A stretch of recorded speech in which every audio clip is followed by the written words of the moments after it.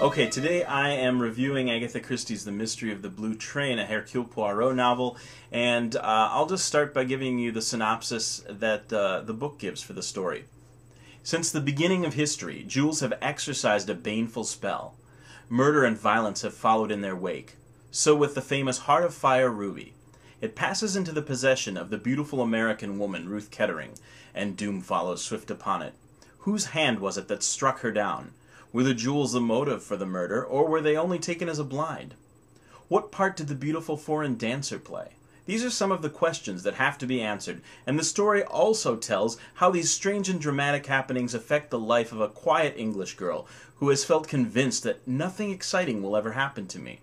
She uses very nearly those words to a chance acquaintance on the blue train, a little man with an egg-shaped head and fierce mustaches whose answer is curious and unexpected. But even Hercule Poirot, for it is he, does not guess how soon he will be called upon to unravel a complicated and intricate crime when the blue train steams into Nice the following morning and it is discovered that murder has been done. So rather sensational synopsis of the plot, obviously designed to get readers in the 1920s to pick up this book and read it. The book is rather interesting because Agatha Christie considered it to be one of the worst novels that she ever wrote. I disagree. I think there are a couple others that I think are much worse.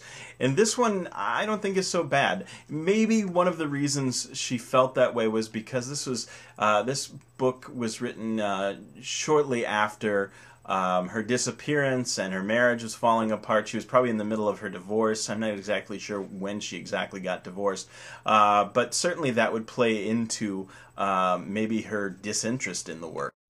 Another interesting thing that Agatha Christie observed about the story was she said that it marked the point where she changed from an amateur to a professional, as it was the first time that she had written for money rather than pleasure.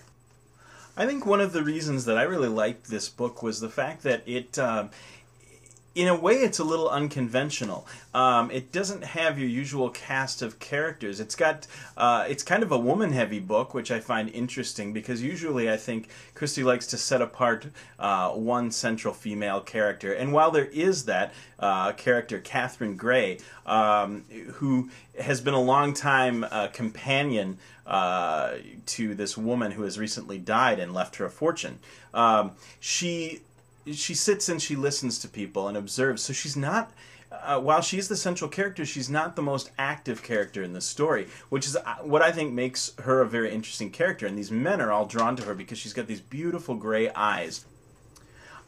It's really hard to say what kinds of themes really come out of this story, because it is such an odd story. Racism doesn't really play a significant role, while there is a character who is in the business of discreetly arranging for the purchase or sale of jewelry, very expensive jewelry, and sometimes quite often stolen jewelry. It is revealed that while he's Greek, he's also Jewish by heritage, but that fact does not really play into any kind of judgment call on him. And in fact, Poirot highly esteems this gentleman, and they end up helping each other out through the story. One thing that does come into play is the talk of class differences. You have a lot to do with maids and companions and secretaries and servants. You've got a rich American millionaire, and one woman in particular who is at the end of the novel employing Catherine to be her companion. Talks about her servant, who she calls Ellen, and when Catherine corrects her and tells her that her name is actually Helen, she says, "I know, but I just call her Ellen because I don't think anyone of that class should have the name Helen. It's too upper class of a name, so I just call her Ellen." So in that respect, I think Christie is definitely making fun of the British class system and how people refer to each other, and really what little attention they pay to people of a certain class. One character who's introduced here, and not in relation to Poirot, but in relation to the American millionaire whose daughter has been murdered on the blue train, is a British guy named Mr. Goby. And he is going to return in subsequent novels along with Poirot. And he's this enigmatic, quiet man who is a gatherer of information. And when he talks to people, he never looks at them. So he's always making his comments to pieces of furniture, to portraits on the wall, to the fireplace grating. He never looks directly at the person, but he always provides very useful information. And so we'll see how he develops further on in the other in other Poirot novels.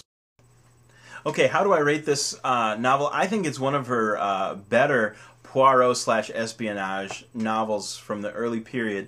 And while Christie herself didn't really like this novel, I'm going to give it a 3.75 out of 5. And it's mostly because I was so surprised by the ending. I really didn't figure out the whole thing. There were parts of it I figured out, but there's a really nice twist to the plot at the ending. And so that's what made it very enjoyable for me. And I thought it was a very solidly written story. So the next book I'll be reading, I don't have my copy with me here, is The Seven Dials Mystery. The Seven Dials Mystery is a direct sequel to the book The Secret of Chimneys. So we're going to see the recurrence of the character Bundle Brent.